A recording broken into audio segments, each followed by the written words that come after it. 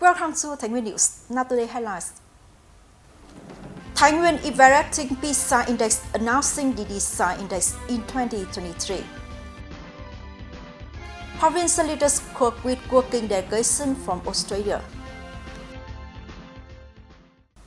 On the afternoon of June 18th, the Provincial People's Committee held a conference to evaluate the Provincial Competitiveness Index (PCI), announcing the results of Department and District Competitiveness Index (DDSI) of Thái Nguyên Province in 2023.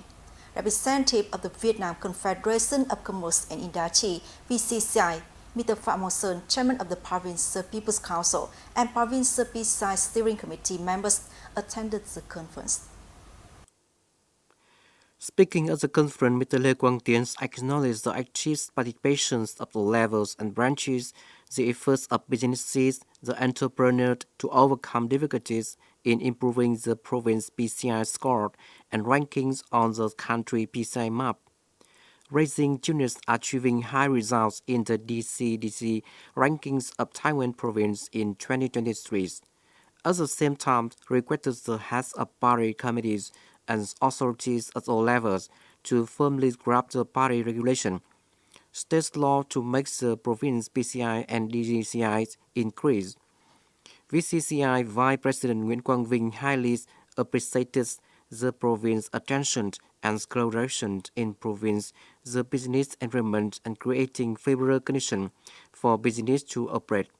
He emphasized just Taiwan need to consider PCIs and PGIs Provincial Green Index as effective tools to evaluate the business environment and find solutions to enhance the roles and voice of the business communities, improving the business investment environment. On June 18, the Australian delegation, led by Mr. Harry Hughes, head of the Green and Carbon Strategy Department, Global Advisory Carbon Planning Company, and other members, had a working session with leaders of Thái Nguyên Province according to the proposal from Saigon Telecommunication Technology Startup Company on sharing experience in building and implementing strategic planning policy for sustainable development and green growth in the province. Vice Chairman Nguyễn Thanh Bình and representatives of some relevant departments and branches of the province attended the meeting.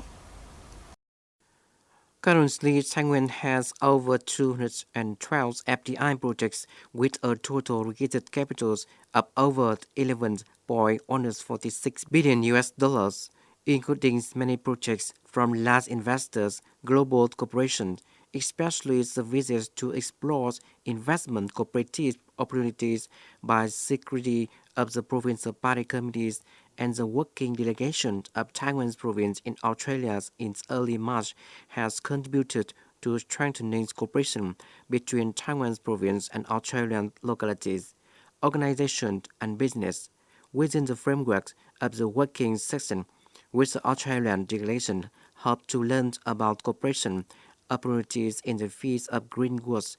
This is also an issue that Taiwan's province is very interested in.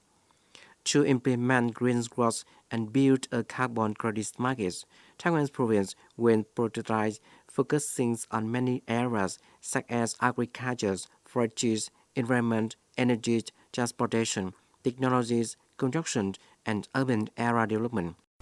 Up to now, the Department of Industry and Trade has advised and organized 6 times to vote for typical dual industrial products at the provincial level, thereby voting for 188 products, 4 times to vote for typical dual industrial products at the regional level that have voted for 30 products, and 4 times to vote for typical dual industrial products at the national level have voted for 17 products. This is a meaningful activity aiming to select quality rural industrial products to honors and contribute to creating the motivation to expand production to meet the increasing demand of the market.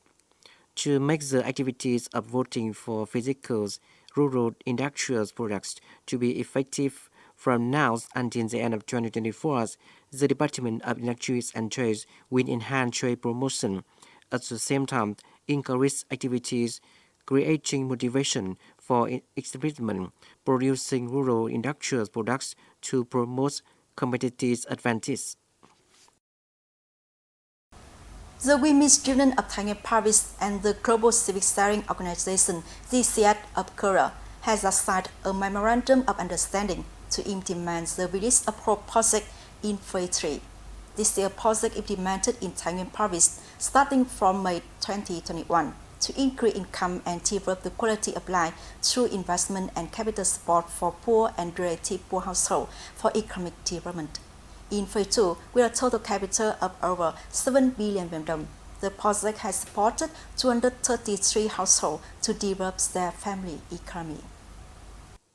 Speaking at the signing ceremonies, leaders of the provincial women's unions emphasized that Thái Nguyên province teens have over 10,000 poor households, over 9,500 near-poor households. Among them, there was over 6,000 poor and near-poor women who are heads of household.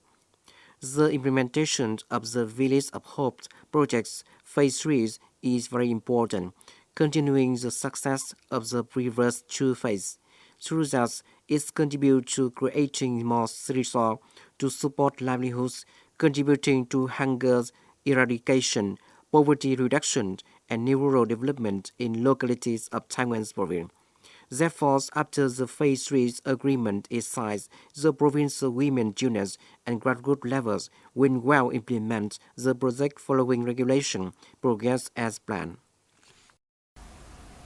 Society is developing. Learning models are also becoming more diverse. In recent years, post-secondary school programs have gradually received attention with many advantages in equipping knowledge and skill.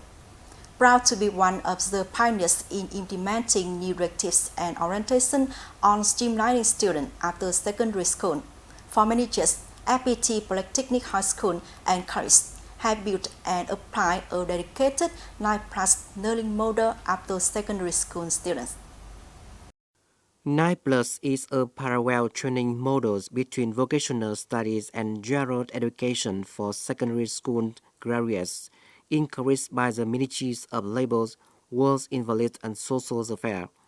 This is a training program that optimizes both time and knowledge, suitable for young people with early career goals.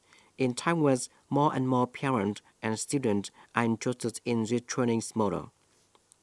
I want my children to have experience, and here 70% is experience, which I like. The advantage of the 9+ programs is just is both trainings, high school knowledge, and parallel training in specialized knowledge, focusing on development students of soft skills. At FPT Polytechnic, students have up to 70% of their time to directly practice and gain experience through extracurricular programs and projects at school. The learning environment is dynamic and creative, helping children develop comprehensive learning with practice. Thanks to that, many students were able to find good jobs suitable to their training job while still in school. I find that the school training programs are very dynamic, creating conditions for it to experience as much as possible as business to see what business needs from it. With a training period of only 3 years, students enrolled in the 9+ program will take a college degree with solid professional knowledge and maximize support from the school. Students can practice at companies and businesses with a stable income. Currently, FPT Polytechnic has over 30 trainings implemented in more than 20 provinces and cities, along with training majors that are developing industries with booming trends in the abilities to find high jobs after graduating, such as graphics, design, information technologies, business administration. Graduates can conveniently enter the labor markets from the age of 18 and have many opportunities to study at higher level. In 2024, the school will have talent scholarship for middle school students who choose to study at the school. If they are good students, they can apply for this talent scholarship program. With a cooperative network with more than 500 businesses and with over 90% of graduates finding jobs, FPT Polytechnic has contributed to promoting the process of early placement after school to meet the requirement of the economies and futures orientation for a young generation in the context of international integration. That's all we have for today. Thank you for joining. Goodbye and see you next time.